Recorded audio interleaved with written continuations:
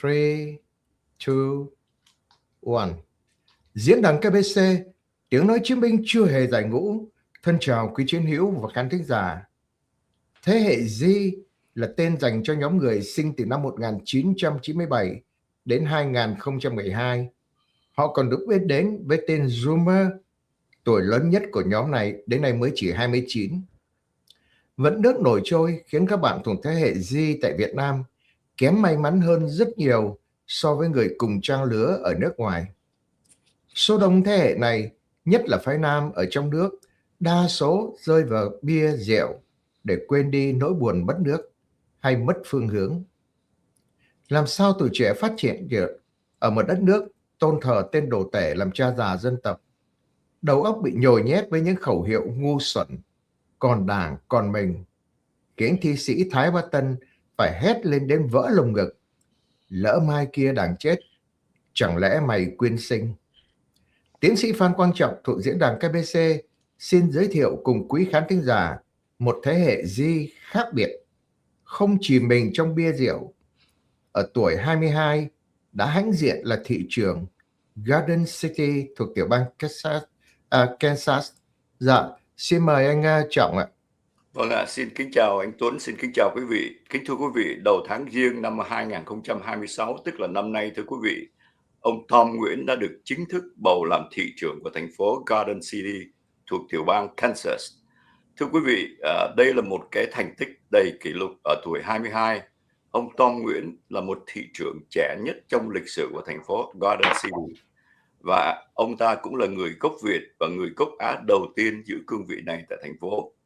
Và thưa quý vị, anh tuy là trẻ nhưng mà đã bắt đầu tham gia vào hội đồng thành phố là City Commission từ năm 2023 khi mới 20 tuổi, sau khi đạt một số phiếu có thể nói là cao nhất trong lịch sử của thành phố. Và trước khi trở thành thị trưởng thì anh từng giữ chức phó thị trưởng là Vice Mayor từ tháng Giêng năm 2024. Ông Tom Nguyễn là con trai của một gia đình nhập cư người gốc Việt, và ông đã từng theo học tại, chúng tôi được biết là tại Massachusetts, nhưng đã chuyển về Garden City để chăm sóc cho cha của ông khi cha bị đột quỵ vào năm 2023. Và hiện ông đang hoàn thành một cái chương trình đại học online chuyên ngành về triết học, thần học và quản trị kinh doanh. Xin thân chào em Tom Nguyễn ạ. Dạ, xin cảm ơn hai anh đang có thời gian đang nói chuyện với cháu. Là bên đây là thực sự là năm rồi á, là em em ra trường 2024. Là được bằng bachelor's 2024, nhưng mà rất là vui đang có hai anh đang có thời gian nói chuyện với em. Vâng, cảm ơn Tom Nguyễn rất là nhiều. Và trước khi anh được phép nhường cái câu hỏi đầu tiên cho anh Tuấn á, thì phải nói là anh cũng là người hoạt động cộng đồng rất là nhiều năm, và hiện nay thì là về hưu sau khi phục vụ cho Bộ Quốc phòng Hoa Kỳ 34 năm, và hiện nay là làm việc trong môi trường đại học tại Dallas, Texas. Phải nói là khi nhận được cái tin mà của em đó là anh rất là, phải nói là rất là ngưỡng mộ và rất là vui. Thành ra khi anh liên lạc với em ngay, và ngay lập tức là em nhận lời để mà lên đây gặp gỡ đồng hương Việt Nam của chúng ta. Thứ nhất là xin cảm ơn em. Sau đây chúng tôi xin được dành cái câu hỏi đầu tiên cho anh Nguyễn Tường Tuấn. Xin mời anh. Dạ vâng ạ, cảm ơn anh Trọng. Tuấn xin phép hỏi thăm, em còn trẻ như vậy thì có một cái động lực, có một cái nguyên nhân, một cái lý do nào mà em lại tham dự vào chính trị? Thường đó là những người trẻ đó là theo học những cái ngành để mà kiếm tiền trước đã, những ngành nào mà có vẻ như là kiếm tiền nhiều được. Thế em lại lao vào một cái lĩnh vực mà anh nghĩ rằng thành thật xin lỗi là không kiếm tiền nhiều, mà lại còn là bị ném đá nhiều hơn là ném tiền vào nữa. Thì em có thể cho anh biết có một cái nguyên do nào không thưa em? Dạ đúng là khi khi làm thị trưởng hoặc là trong chính phủ là kiếm tiền cũng khó, mà kiếm đá còn dễ hơn nữa. Dạ, nhưng mà để cháu kể chuyện hồi nhỏ, là tại hồi nhỏ là khi mà gia đình có sinh nhật, có ăn chung nhau, là các bác, các cô, các chú nhóm lại ăn cơm, khi mà ăn cơm là kể chuyện hồi hồi cực khổ Việt Nam, hồi chiến tranh, hồi là cha mẹ của em là cha của em là ngay giữa chiến tranh, còn mẹ của em là mới mới sau mấy năm sau à. Nhưng mà kể chuyện là có nguyên gia đình được có một con cá để ăn, hoặc là mẹ của em là đi đại học mà được có hai hai bộ đồ à, là với thêm nữa là anh thứ hai của cha của em là đi vượt biên, Dạ. đang thành cha. Sau cái đó là nhiều mấy cái chuyện cực khổ, là trong lòng là hồi nhỏ tới lớn là có trong lòng hết luôn rồi. Dạ. Rồi từ từ lớn là không có quan tâm tới chính phủ, không có quan tâm tới tới tới tổng thống hay là thị trưởng của thành phố. Nhưng mà cháu nhớ là khi mà người Việt qua Mỹ hay đi đâu á, là trong lòng của mình là mình muốn làm cái ước mơ đang đang đang ở đây hoài, khi mà sau khi chết, sau khi là có đang nhớ ơn cho cha mẹ, cho các chú các cô đã cực khổ đang qua bên Mỹ, là cháu nhớ vậy. Xong rồi không bao giờ nhớ tới chính phủ nữa. Thì sau khi đó đi đại học rồi cha của em bị tai biến, về về rồi trong trong cái thời gian đó là không có biết làm gì hết á, chỉ biết là đang đi học, rồi tự nhiên cha bị tai biến, rồi bây giờ phải đi về. Cái thời gian đó là rất là buồn, là tại tại em là khi đi trung học lớn là muốn làm bác sĩ hay là làm luật sư, là rất là có trong cái lòng là muốn làm tiền nhiều lắm, là tại nhỏ lớn là cha mẹ kia thôi, là kiếm việc làm nào mà làm tiền được nhiều thôi. Dạ. Dạ, nhưng mà khi mà về là cháu đi làm từ thiện, Dạ. cho địa phận ở Dodge, trong cái phần tây của Kansas. Là trong cái thời gian làm từ thiện mùa hè á, với mấy đứa trung học á, là có những người dân trong thành phố nhỏ, những người dân thành phố lớn, là mấy người dân đó là không có đủ khả năng đang chăm sóc ờ, cho cuộc sống của người ta. Ừ. Cháu mới thấy vậy là cái người chính phủ á, không phải là làm luật hay là làm phải trả thế, mà người chính phủ là phải giúp chăm sóc cuộc sống cho người dân, đang cho người dân hạnh phúc, Ừ. cho người dân để hiểu là có những người thương người ta, có những người thương cách sống của người ta, đang cho người ta dễ kiếm được hạnh phúc trong cái thành phố người ta ở. Ừ. Thì là cháu thấy vậy, xong rồi cũng có những người dân có trong cuộc sống của em là làm người thị trấn trước. Những là mấy người Mỹ mà làm thị trấn trước là quen mấy năm nay rồi, xong rồi Ừ. người ta ông hỏi đang đang thành ứng viên luôn. Thì cháu nghe lời, xong rồi cháu muốn á là cháu muốn á là đang thương người dân, đang cho người dân có đủ khả năng đang ở trong thành phố đang có hạnh phúc, có có cách nhớ là có người dân thương ta. Ừ. Là vậy đó, là đừng gom lại là chỉ là cháu là muốn thương cái thành phố, đang cho người dân hiểu là có nhiều người trong thành phố thương ta, đang cho người ta có đủ khả năng đang có hạnh phúc, với có đủ sức đang sống lâu thôi. Dạ. Wow. Wow. Anh Trọng có muốn hỏi Vâng. thêm không? Dạ. Vâng, sure.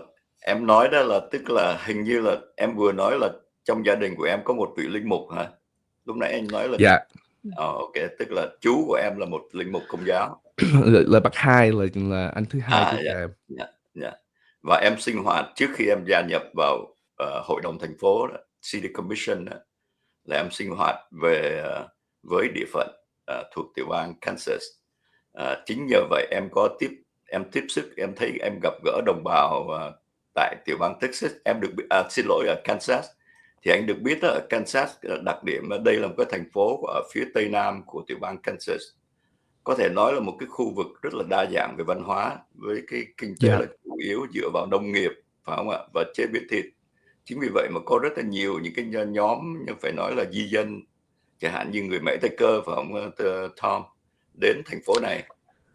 Dạ, là thành phố Kansas City là có nhiều người người Tây Ban Nha, người Mễ, Vâng. nhiều hơn người da trắng Mỹ. dạ, là thành phố là cỡ 31.000, trong cái số số mới á là dạ, cỡ 31.000 người dân, mà trong đó là nhiều hơn á, đa số á là người Mễ, người Tây Ban Nha. dạ. Wow. Và như vậy đó, khi là em được bầu là thị trưởng bắt đầu từ tháng Giêng năm nay, và cái nhiệm kỳ của em là đúng 1 năm, và trong 1 năm đó phải nói là quá quá ngắn để mà thực hiện những cái công trình mà em muốn, thì anh được biết là em đưa ra một cái chương trình hoạt động, và những cái hoạt động đó ưu tiên ở những cái lĩnh vực nào?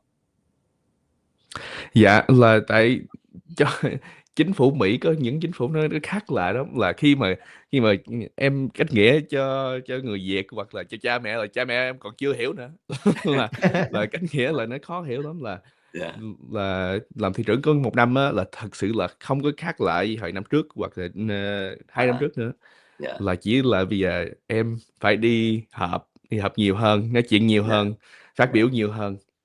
dạ, Nhưng mà trong đó là thành phố á, có cái bài chắc cỡ 3-4 cái bài á, là dạ, kêu bằng là our city commission goals, là trong dạ, đó là mỗi năm á, năm năm ông trong ứng viên á dạ, họp lại nhau rồi dạ, chọn cả 40 mấy cái chuyện quan trọng cho thành dạ, phố, cho mấy người mục dân để tiêu, dạ, người ta làm cho năm đó. dạ, dạ, Là em á là thấy là không có phải là tự mình đi ra mà tự mình chọn này chọn đó, là thấy dạ, vậy á là không có giúp được cho thành phố, phải dạ, tất cả năm phải chọn đi dạ, một đường dạ, chung nhau mới được. dạ, đúng rồi. Tức là thành phố đã đưa ra những cái mục tiêu dựa trên cái điều kiện cũng giống như là cái ý muốn của người dân trong thành phố đó. Và năm nay em chọn 4 mục tiêu chính, phải không? Anh đọc là em chọn 4 mục tiêu chính, chẳng hạn như vấn đề nhà cửa, vấn đề nguồn nước, phải không? Đó là những cái mục tiêu Dạ. mà em chọn trong cái thời gian em là lãnh đạo của thành phố. Thì như vậy em làm thế nào để thực hiện cái mục tiêu đó? Dạ, em á là chỉ biết là đi học với đi ngủ thôi à. Là tại Hoàn em đâu toàn phải là đi ra dạ, đâu phải đi ra mà cầm búa mà cầm dạ, đúng rồi, cầm đinh đang xây nhà đâu. dạ, Nhưng mà thành phố hên may mắn lắm là có ông giám đốc đã rất là thông minh, đặng giúp cho kéo người người kéo kéo mấy người này vô, mấy người khác vô, đặng một á hứm, là dạ, xây nhà, hoặc là dạ, một là cho tiền đặng xây nhà. dạ, Xong rồi trong đó là trong tới 2030 á là thành phố là chuẩn bị xây cỡ 500-600, ít nhất là 2.000 căn nhà. Nhưng mà dạ, căn nhà nó hơi, cái từ đó hơi lạ, là nhà nhà nhỏ cho một gia đình, hoặc dạ, là mấy cái apartments cho tất cả nhiều người, là cỡ 2.000 units tới dạ, 2030. dạ. À, rồi sau đó tại sao thành phố của chúng ta, thành phố Garden City lại rất chú trọng đến cái việc mà tái sử dụng, reuse your water sources? Dạ, em á là từ nhỏ tới lớn á là tưởng đâu là khi mà mình gạt nước á, đi cầu á, là Dạ, chỉ tự mình chọn, tự mình làm thôi à, là một dạ, mình chỉ cần thôi à. Nhưng mà dạ, khi vô làm chính phủ á là hiểu á, là khi mình gạt nước á là ít nhất là 50 mấy người mới nên làm việc cố gắng để cho mình mới gạt nước được. dạ, dạ, Xong rồi trong đó là cái vùng Tây Nam của Kansas á là ít mưa, với không có nhiều hồ, không có nhiều nước, dạ, là trong ý tính của giám đốc với mấy em á, là mình mà cái nước mà mình xài rồi á, mình có tiếp tục xài được không, mình dạ, có tẩy lại, có xài lại được không, sẽ gửi cái nước đó trở lại mấy cái hồ, đặng dạ, sau khi đó là mấy người dân người ta tưới cây, hoặc là mấy người ông làm ruộng á xài nước, dạ, rồi sau dạ, cái đó là giúp cái nước đang không có ích lợi cho mấy người dân, đang cho cháu của em hoặc là cháu dạ, nội dạ, con năm cháu, chục 60 năm là xài được nước trong thành phố Garden City. dạ, dạ. Nó cũng giống như những cái thành phố của Texas của anh sinh sống, và anh nghĩ ở bên trên miền Bắc của anh Tuấn cũng vậy nữa. Một cái điều nữa đó là anh thấy là anh nhìn những cái hình của em đó là lúc nào chung quanh em là những người trẻ, Và đặc biệt chính em cũng là người trẻ, cho nên anh biết là em rất là quan tâm đến người trẻ.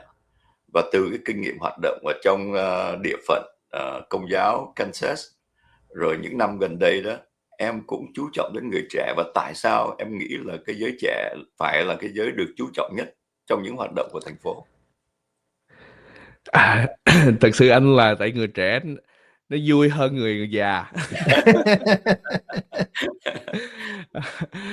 Không, là tại người trẻ có hồi hồi em mà trẻ là có những chuyện mà người ta mà cách nghĩa cho em á, là giờ này là không có, là thông minh nhiều hơn à, là Dạ, em thấy vậy, là có những chuyện em mà có quyền để cách nghĩa cho người trẻ á, dạ, là cháu cầu á là cho mấy đứa đó là thông minh hơn hơn cháu, tại dạ, cháu khờ lắm, hồi dạ, nhỏ tới lớn là khờ lắm, là không có giỏi, là tại à, dễ quên, xài lanh chanh, xài dễ dễ dễ mắc cái quyền, với hồi nhỏ lớn là hiểu là mình phải lãnh đạo này lãnh đạo nọ, nhưng mà không có giỏi đặng tại quá khờ. Nhưng mà cháu thấy á, là khi mà mấy đứa trẻ này á, là mấy đứa trẻ này là cần cái cách nghĩa nhiều hơn mấy cái ờ, mấy người khác, là tại dạ, cháu thấy á, là mấy mấy người trẻ này á có đủ sức, có đủ khả năng đặng đi lên là làm lớn cho mấy người dòm thấy, là hiểu là trong thành phố á, hoặc là trong nước Mỹ á, có mấy người trẻ là đủ khả năng để giúp, với thứ nhì nữa đủ khả năng để thương người ta, với thứ ba dạ, là đủ khả năng để thay đổi cái chuyện mà người dân của em không có hiểu tại sao người già tiếp tục làm vậy, hoặc là chính phủ cứ tiếp tục làm vậy. dạ, Cháu thấy là người trẻ có đủ khả năng để thay đổi mấy cái chuyện đó. dạ, Với thêm nữa là người trẻ hiểu á, là một ngày á, khi già á, là cũng mình cháu cũng phải hiểu là khi mà 200 năm nay là mấy người mà trong chính phủ bây giờ, hoặc là trong ừm, chỗ nào mà cần lãnh đạo bây giờ á, là dạ, cũng thế nào cũng chết à. dạ, Là hiểu á, là mấy người trẻ này một ngày á, là sẽ bước chung với bước theo mấy cái người mà lãnh đạo trước họ, ừm, là bắt đầu bây giờ á, là khi mà cái thời gian sau á nó dễ hơn cho mấy người trẻ. dạ.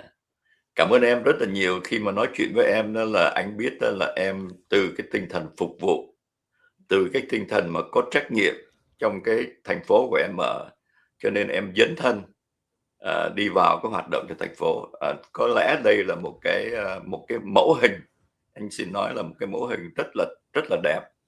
Và anh xin nhường lại những cái câu hỏi kế tiếp cho anh Tuấn. Nhưng mà nếu mà em cảm thấy em nói tiếng Anh nó dễ dàng hơn cho em thì em cứ nói tiếng Anh nha, tại vì trong cái chương trình này cũng có rất nhiều người trẻ nghe được tiếng Anh nha.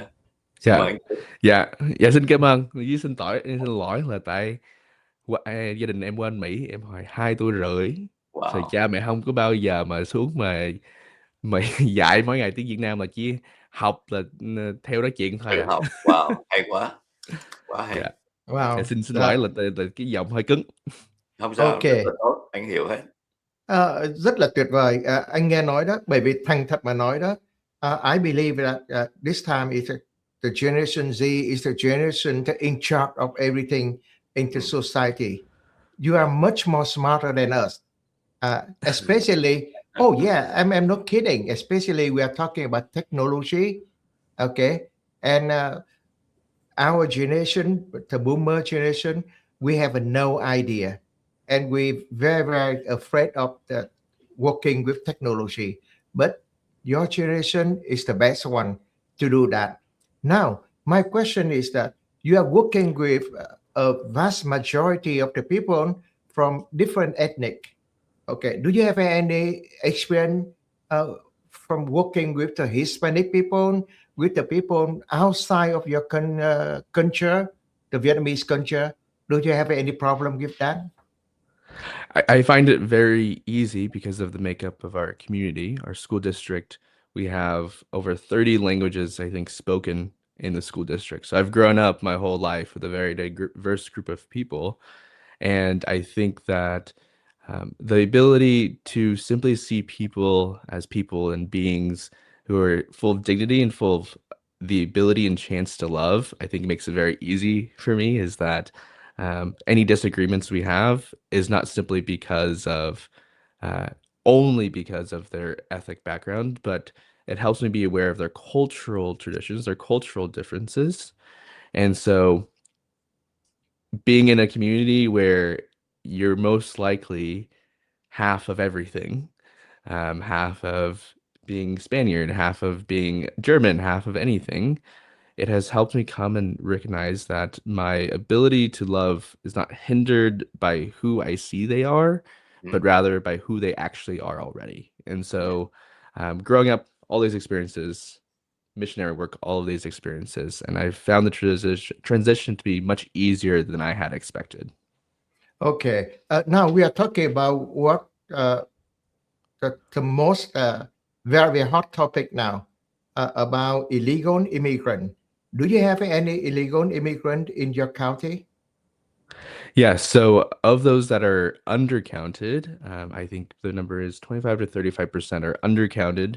So we have data as a city to say we have certain shopping districts, and we can tell that there are a certain amount of people undercounted by the amount of their cell phone use. And so our county is undercounted by about 10 to 25%. And our assumption of that is that we think the number around there is all of those people, majority of those people are illegal immigrants. Yeah. Well, this issue is a very, very sensitive issue. And as a mayor, and how do you handle in case if the ICE, they come to your city and try to catch illegal immigrant as a mayor? Do you support that? Do you behind that, or do you say no, no? ICE, get the hell out of here. So I can't speak on behalf of the commission, but I can speak on what I see as the value of this. And so Mhm. I hold that every country should be open and welcoming to its migrants, but I also uphold that every country has the right to ensure that the dignity of all citizens and the safety of all citizens are protected.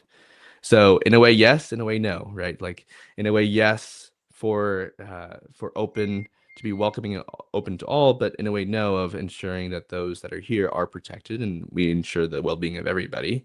I would say though is that our city and our police department does sign an agreement with ICE that if ICE does ask us to help with any procedures, we will do so, and that is very common for fire marshal, state troopers. So this is Mm. very common across the board, and it's not a point to, oh, we support ICE specifically. It points to we support the work of the federal government insofar as it's in line with the moral values of the Constitution.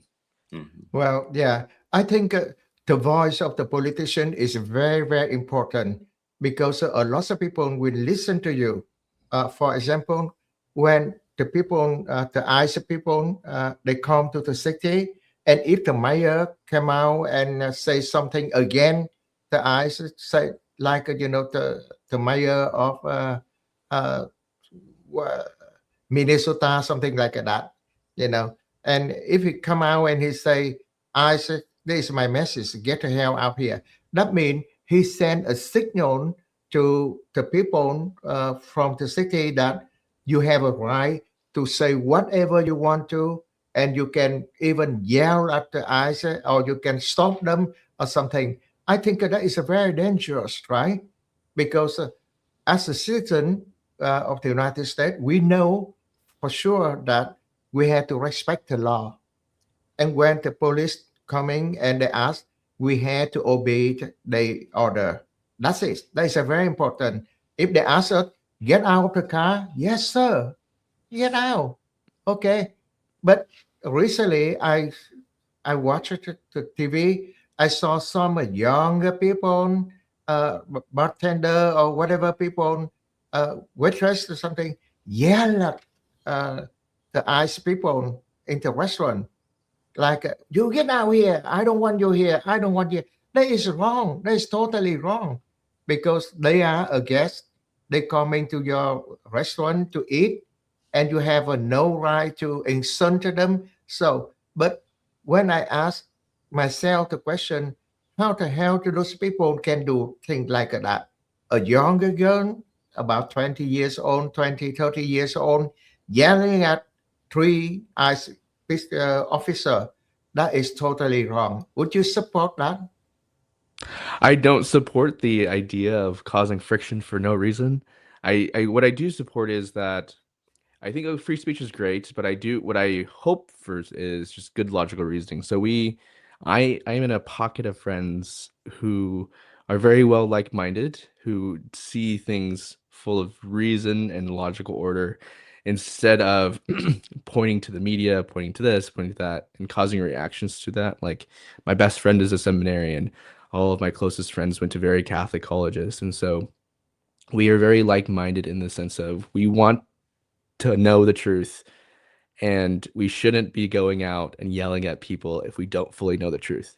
Is Mm. it just? No. As long as it's full of justice, it's good. But things like that, I don't have the full context of, but if I had, based on what you're telling me, it doesn't seem that it's full of justice to do something like that. Yeah. Great. Thank you so Yeah. much. I have kind of a question like this. I know that you said earlier there's about 10,000 immigrant, undocumented immigrant come to the city, and the city have about 35,000 in terms of population. So this is a huge flood of people who will use the city resource. I know from a compassion Catholic, we care for them, but from the city manager, from the city leader, they will use the city resource. So how do the city cope with that big resource consumption? Yeah. Surprisingly, it is not too crazy. And Mhm. so the number is, I would say, more of a 25% Mhm. of the 30,000 of it's more like 35,000. So Wow, 25% of that. And quite a bit. so, but sorry, can continue.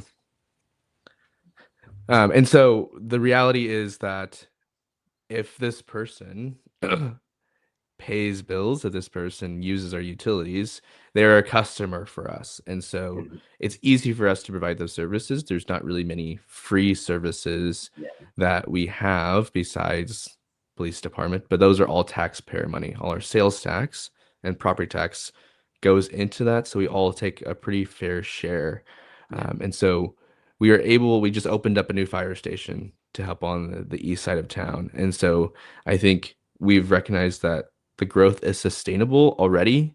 Hmm. And these immigrants, whether uncounted for because they are too afraid of the government or they are actually illegal, undocumented immigrants, the growth is okay. And we are still above water and making money. So everything's okay. Okay. So what about the service like hospital, medical related? It's very expensive. You Yeah. still, And so I'm going to cop out and say we don't own a hospital. yeah. So Oh, okay. that's all privately ran. Privately And owned. Yeah. so, but I would say though, is that I think there is some parallels we can draw that actually those who are undocumented go to healthcare systems less Hmm. for lack of insurance or lack of, for lack of insurance or even lack of wanting to be seen in Hmm. those institutions. And so we have a doctor shortage in Kansas, in Western Kansas already. I Hmm. think the bigger problem is don't have enough doctors anyways. Yeah. Yeah. I would like to change our topic a little bit because reading your life, I know that the Christian faith really contributed to your uh, to, to your deciding to go into politics, because look like you mentioned a lot about loving the neighbors and caring for future generation, caring for the generation that getting into retirement. So how faith contributed, how faith bring energy to your current job? Being Christian is the hardest thing I've ever done in my life. Yeah. And so I say that to mean that it has been full of sorrows and joy, but a lot of sorrows. And in that, it has been very good to recognize and remember that the Lord loves me well, and that I am given the gift of hope and of faith. And so, being in politics, I'm very lucky to also be Catholic, to be grounded and know that if I'm running into any moral issue, Mhm. the Catholic faith has an answer on that already. Right. Somebody has thought about it. Somebody's worked on it already. And Yeah. so these problems such as immigration, someone's have an answer on it ready. Only in theory, mainly, but or it may come to policy making of budgets or policy making of giving away money as a grant. These are problems we Mhm. run into, and I'm very lucky for that. But also to recognize that love demands something of me. If I say God loves me, and if I say I love God, then love demands something of me, and it demands my life. Mhm. And I wasn't born to be comfortable. I was born for greatness, as Pope Benedict XVI said. Mhm. So I hope that when I die, I can be a piece of helping, and for the Lord to say, "Well done, my good and faithful servant." So I hope to get there. Oh, wonderful. I mean, you are a lot mature than your age. Oh, I thank you. guess it's Well, years. yeah, Yeah. don't worry. You still have a lot of time. Yes. You're not dying soon. Okay. Now, my next question to you that being a Vietnamese and Asian, I look at this picture. I didn't see any other people Asian except your parents, but they're all uh, uh, white people, Hispanic people. So, what is your secret to win today support when you are alone, a Vietnamese and young, very, very young? I believe that you are Mm. much more younger than those people on the picture. So, what is your secret to win them support? I am usually the only Vietnamese person into any room I walk into. And so I'm grateful growing up to have the mentorship of my uncle who was a priest, and so you could see him be able to work a room and be able to talk with them and be able to connect with them. Yeah. And so I've taken those elements and into practice, and seeing all of these friends that I've made were because we were doing something together. We were doing some sort of missionary work together, or simply childhood best friends. Mhm. Um, what isn't in this photo actually is the room behind us, full of people that I've met within the last year or 2 years. And I Mhm. found that people just want to be heard. And so I think the secret really is, am I willing to listen more than I speak? And that has been a grace to know that even if we disagree at the end of the day, if I can listen better than I speak, I hopefully can understand where their heart is. Oh, great. That is a very, very good answer. Okay. Now, let me see what here. Okay. You answer people, sometimes you need to cooperate with the people working at the city. Okay. Help them, give them advice. So make sure save them some right gray hair. I like it, that yes, statement. So how do you believe that we can establish a very, very good working relationship between the people at the city and the ordinary people outside? How can we do that? I don't know. This is a problem we have constantly. Of we have this really great relationship, I think publicly, like our public relationship, I think looks great. We are very engaged on both sides on social media. People are very supportive of certain things. But when it comes down to the hard problems, property tax, or any sort of taxing thing, it gets very difficult for us. Mhm. And so we are kind of battling through the misinformation that gets passed around. And so we're trying to right now come up with a game plan to say sorry, I'm trying to come up with a game plan for how I speak about things to help the misinformation go away. But something that I've learned is very helpful is actually talking to the people. Once and twice a month sometimes I have a group of ladies that I go and have coffee with, and then with these ladies we just talk about things that are happening in the city or things that they can help me with. and then they can go out and share that information from a direct source. And so it removes all the misinformation, but I hope it also points to is that a good working city public relationship just requires us to talk to them more. And social media does not work as best as we think anymore. And so I think that this communication staff, and even for myself, is there should be a desire, willingness to go out and talk individually with these people in a way that makes sense. And I think we've seen that very well in our last election when we had a sales tax to pass, and it was passed substantially. So Well, I think that you have a very good uh, connection with the people from the community. Don't you think that when you meet the people, listening to what they say is much more important than talking what you want them to hear?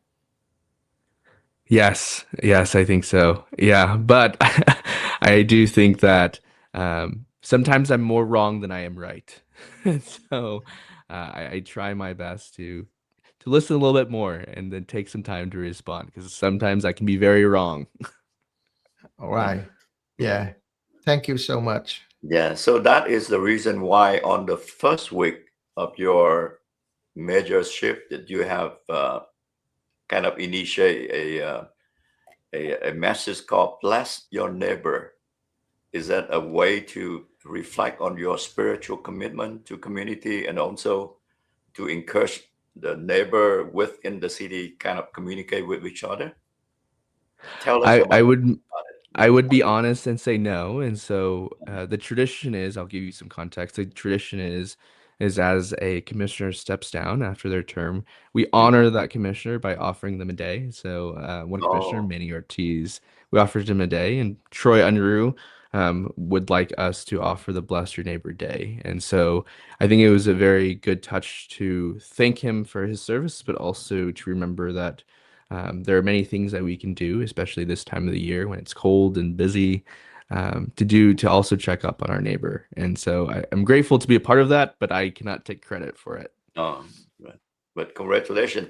Anyway, I mean, you have talked about a little bit conflict between our faith with the reality, for example, tax related issue, but you have publicly attributed the good of your life to God and describe your political path as a journey the Lord called you to.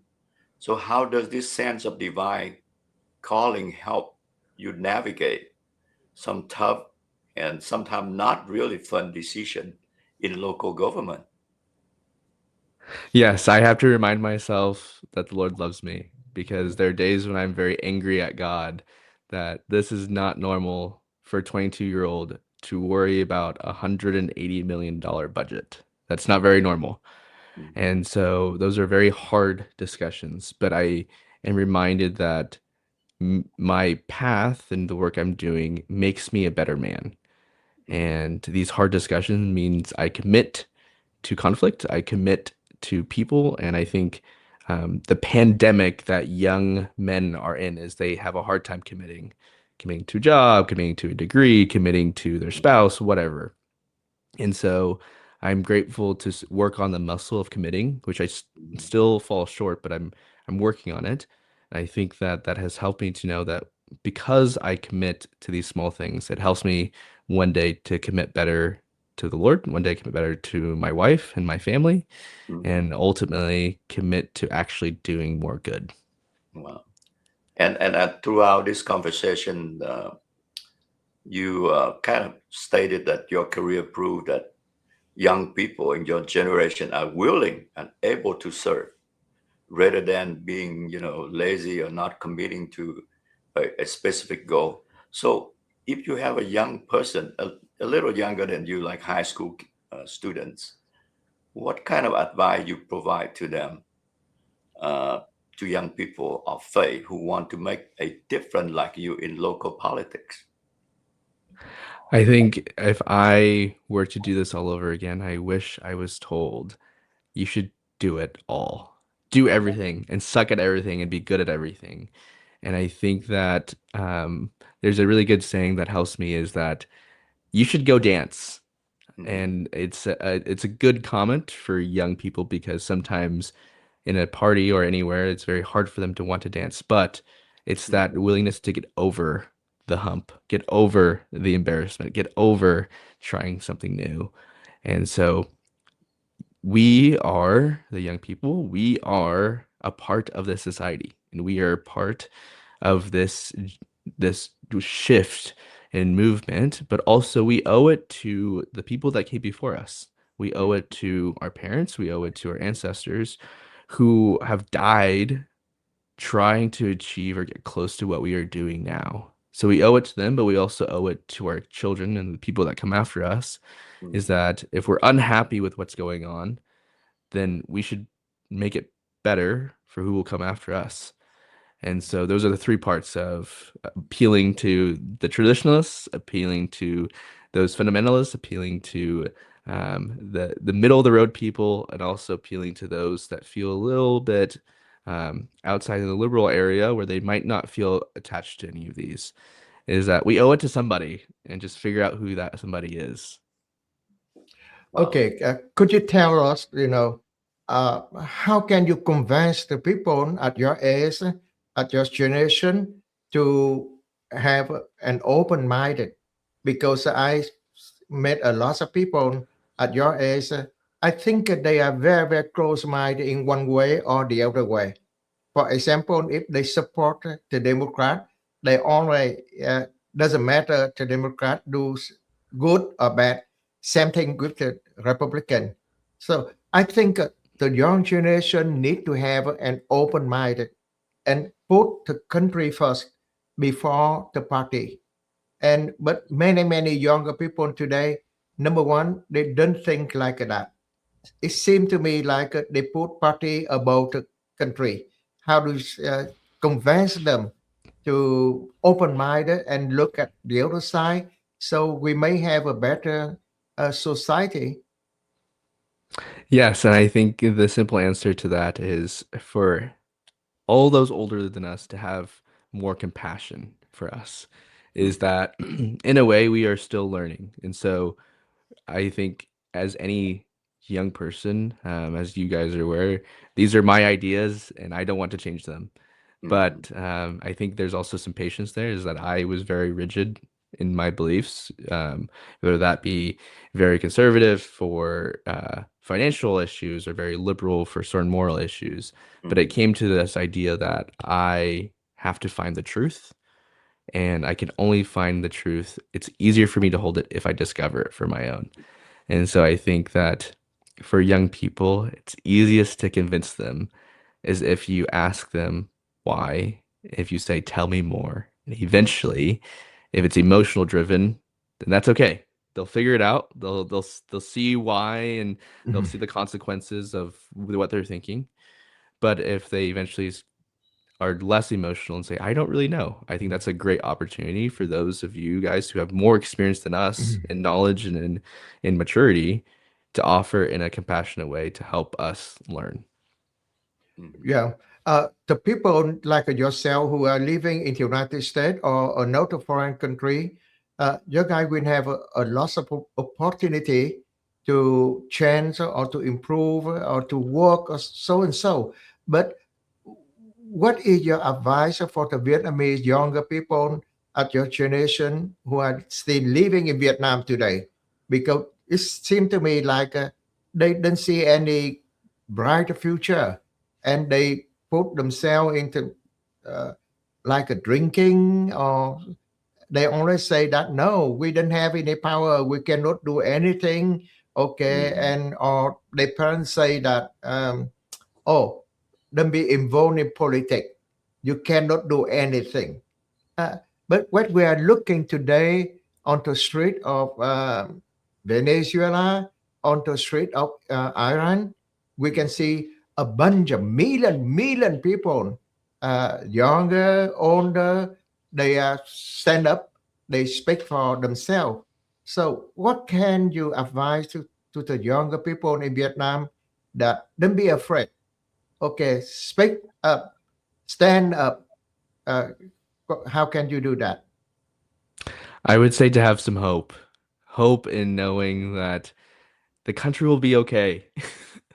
We will be okay if there's a lot of different opposing things happening in our country. The country will be okay. And I say this from the luxury of being in America. So it's hard for me. But I would say also is that the greatest gift we have is not actually in speaking up. It's actually in loving and serving and listening. And so if those are not the first things we do, then country is actually not first at all. If we are not doing the work of giving and serving to so many people that are their lives are suffering terribly in Vietnam, then that is not even a country first. And so I think learning what country first actually means in practice, and also after recognizing that what path are you going to take? Are we going to take a there's very those that are very super into politics, especially in Vietnam, and wanting to jump through. But I think that's very demographical. There's very backgrounds. There's family pressures, and those will come. But those I don't necessarily know if that makes the biggest difference to make sure that Vietnam becomes one of the greatest country in the world. Well, yeah, you look at the picture on the screen right now, you can see that a young lady, I don't think she is too much young, but probably the generation wearing the shirt with the Vietnamese, South Vietnamese flag. That is something that we can prove to us that she's a very, very courage and go out and speak for herself, something like that. Uh, a lot of people in Vietnam say that, oh, we just wait and see if President Trump do something, our country will change. I don't believe in that. I believe that the freedom is not free, and we must have to pay some price for that.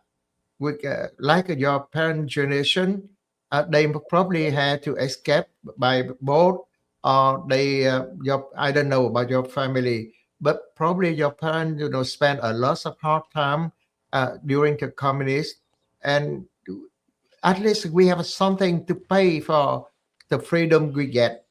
Don't expect a freedom come for free. There's no free lunch in America, and I don't think a free lunch in anywhere in the world today. So until the people is willing to pay for freedom by the sacrificing, by doing something, uh, there's nothing we can see that change will come. That is what my opinion. Am I wrong for that? I think it's hard to tell. I think I think that yes, I agree that freedom is not free. I also would say that not everyone has the ability to offer freedom in a big or gesturous way, and so I think yes, freedom is not free, but also we can still offer sacrifices in our own way. I would only add that because a single mother who is working hard and taking care of her family probably does not think freedom is very free to her at all. Or those who are young and on their phone all the time, freedom is very free to them. So I think it depends on how we offer freedom and how we can contribute to that. Very good answer. Anh Trọng, you Vâng, want to? Right. yeah, thank you for sharing a lot of good point. I would like to switch back a little bit about your personal life. I know beyond your term of as a mayor, in the past, I heard that you have expressed a desire to eventually become a doctor in Garden City, a pediatrician. And how does your current role as a leader prepare you, if you still hold that dream, for a future of healing and service to children in Garden City?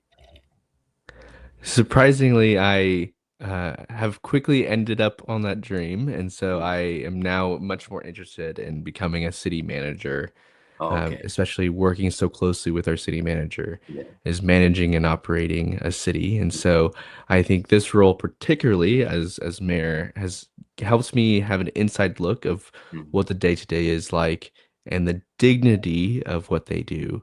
Right. So a city manager operates in Garden City, 27 departments. We go from Right. talking about the golf course to talking about streets to talk about water to talking about giraffes, all in one conversation. And that appeals to me, Yeah. is not necessarily just being good at one thing, but having the mental framework to be able to work all these different topics. Yeah. And so it has helped me recognize the value of a city manager, that a good and ethical one makes sure that the dignity of life exists for our community, not just for those that have been here for many years or those that just got here, but for all life that Mhm. exists in our community, even the cats, Exactly. because we do have animal control and things like that. So, So I think that your goal is still the same, still service, but at the greater impact. You know, because I knew a lot of mayor in our local area, like city of Arlington, city of Houghton, and I talk with them often, and I understand the roles of a city manager. Is they basically, like the word suggests, you know, you manage all services in the city. It's require a lot of technical knowledge, and it's require a lot of support from the political bodies of the city. And I know that in America now, there's a numbers of Vietnamese American who was or who currently are mayors of cities. And I wish I talked with Mayor like Mayor Ân Trương. He appeared on our program several times. And I always say that, why don't you guys have somewhat of a connection, have an association where all the Vietnamese American mayor can work together, do something, not just, I mean, we are American citizens, but you know, we need to live up our Vietnamese American community also. And you will provide a lot of good advices, leadership. What do you think about it? that would be exciting. I've been looking to also join some just Asian American uh, cohorts in general, but a Vietnamese mayor cohort would be Hmm. fantastic, and I think that can be expanded into different local politics, school Hmm. board, county, even, because it's hard already to do the Hmm. work that we do. It would be easier Yeah. to have it from a lens of someone who has had similar experiences, especially the younger, sorry, especially the older population who are mayors or in local politics, who have Hmm. actually gone through the struggle of war, gone through the Yeah. struggle of immigration. Hmm. Yes. And we, you know, our channel, we support Mayor Charlie Nguyen. He's currently the mayor of Westminster in Wow, California. Yes. And I really would like to introduce you to him. that'd be And great. yeah, he will run for the U.S. congressman. And there he is. And Wow, for the next awesome. term, yes. And I and Mr. Tun here will make the connection. And I think we really want to hear your voice, your generation voice, because if someday he being elected into U.S. Congress, he could represent your voice too, and the voice of experience, the voice of service. That I'm so proud of you, and I'm so appreciated you. Uh, you changed the scope to service a greater cause and with a bigger impact. I pray for you and really support your voice. Thank you. Thank you. I appreciate your kind words, and I and our family are praying both for you too, also. Just a Okay. little, if you want to review a little bit, we keep talking about your Bác Hai, who is the Catholic priest. Can we know who he is? Yes, Bakai Francis Khôi Nguyen. He Khôi Nguyễn currently hả? he's re yes, Francis Khôi Wing. He Oh, currently lives in Florida right now. He's retired, oh, okay. but he was a priest in the Dodge City Diocese for Mm, many, many, many years, and yeah. so now he's living the sun life. Enjoy his retirement. Yes. Well, I have a last question for you here. I think I like it a Yes. lot about this picture. So tell me, who is the little boy in the picture, and how is it affect to your life today? Yes. when you believe that you were young and very, very devoted to Catholic? I think so. The picture, the boy in the picture is myself, baby Jesus, and it's kind of funny because my legal birthday is on January 16th, but my actual birthday, the day I came out of the womb, is November 16th, and so very superstitious. My mother said those born at the end of the year are not very smart, so they waited to make my birth certificate in Like January. spam meat. Yeah, exactly. Me Very too. superstitious. You too. I was Yeah. born November 22nd.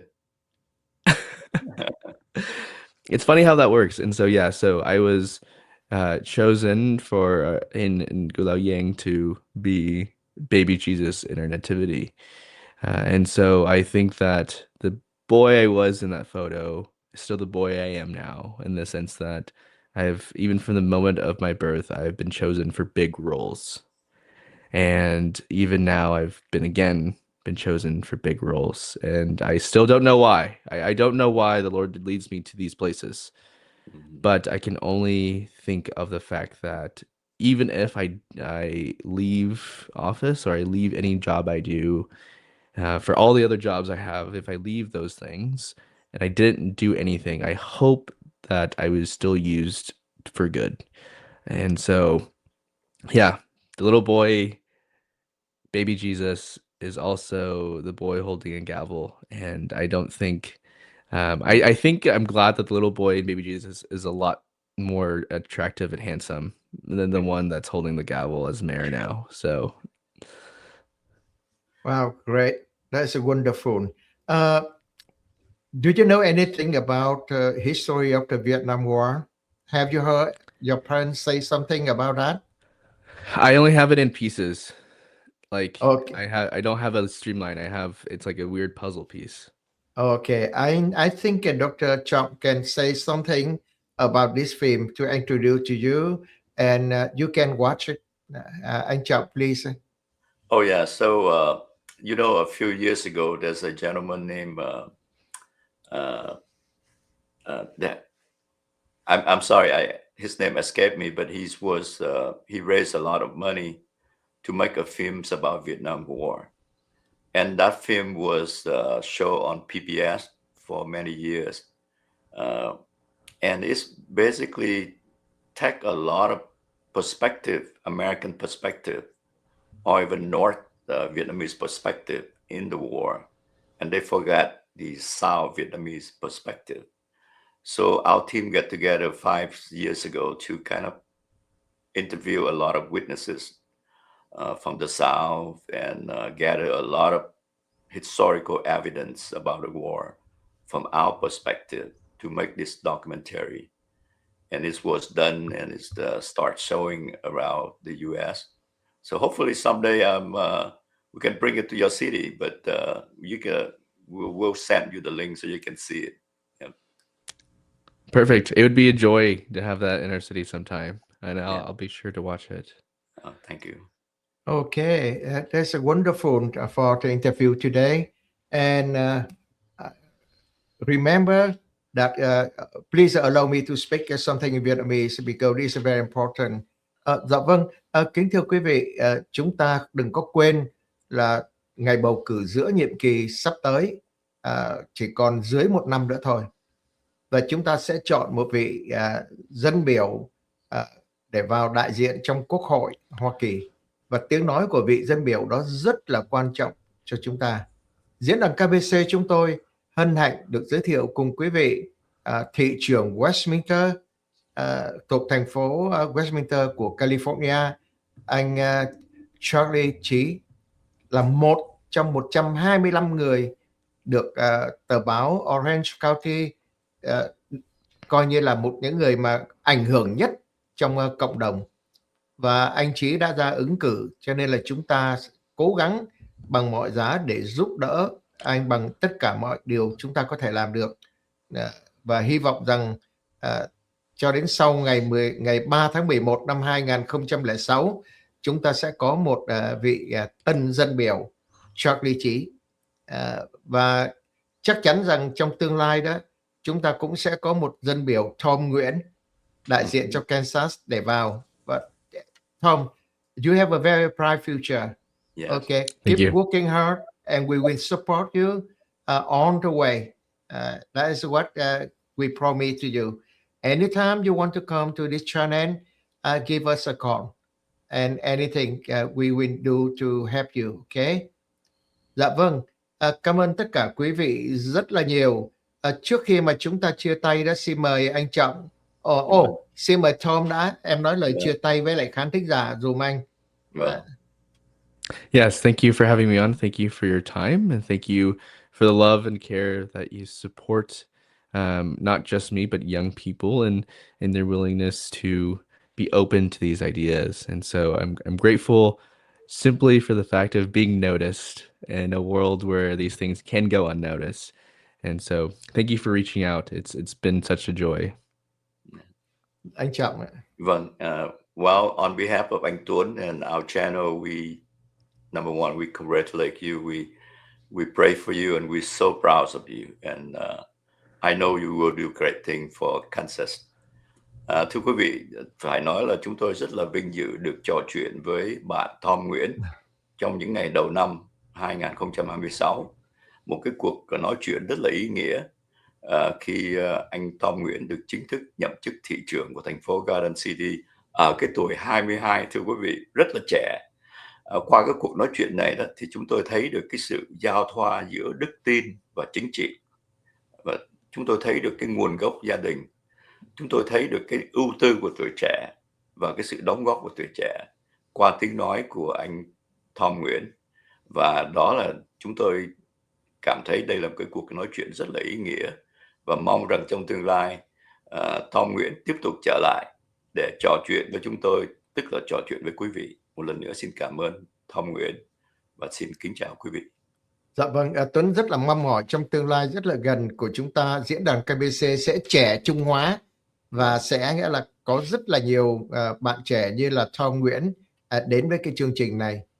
Cảm ơn Tom rất nhiều. Xin cảm ơn tất cả quý vị và chúc quý vị một ngày an vui. Xin chào anh Trọng. Xin chào Tom. Chào Tom, chào anh Tuấn, chào quý vị. Xin chào. Yeah.